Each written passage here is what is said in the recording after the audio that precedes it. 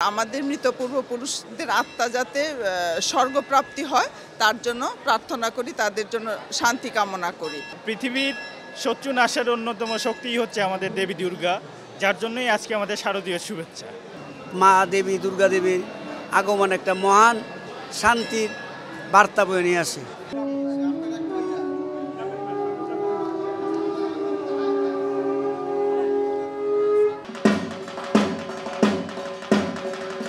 আজকে শুভ মহালয়া।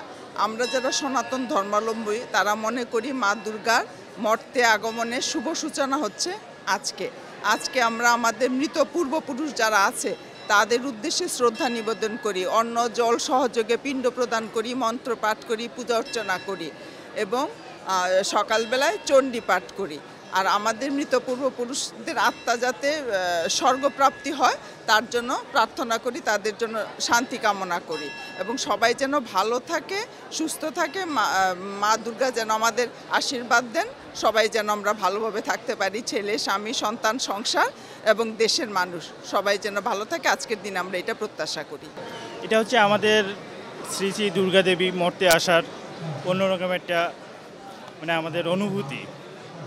এটার মাধ্যমেই তিনি অসুরদের বিনাশ করেছেন এবং স্বর্গের দেবদেবী এবং দেবতাদের অসুরদের হাত থেকে, নিপীড়ন থেকে মুক্ত করেছেন, স্বর্গকে উদ্ধার করেছেন এক কথায় বলতে গেলে। এবং পৃথিবীর শত্রু নাশের অন্যতম শক্তিই হচ্ছে আমাদের দেবী দুর্গা, যার জন্যই আজকে আমাদের শারদীয় শুভেচ্ছা।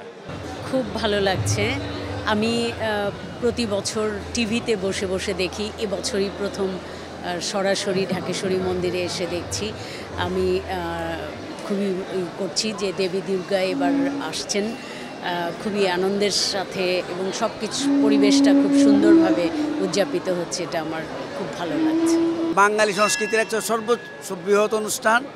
বাঙালি সংস্কৃতির, বাঙালি সম্প্রদায়ের মা দেবী দুর্গা দেবীর আগমন একটা মহান শান্তির বার্তা বয়ে নিয়ে আসে। এই ধরাধামে সবাই একে অপরের সাথে আত্মার আত্মীয় হয়ে বেঁচে থাকার একটা শক্তি এবং মহিষাসুরকে অসৎ শক্তিকে শেষ করার জন্য শুভ শক্তির আবির্ভাব।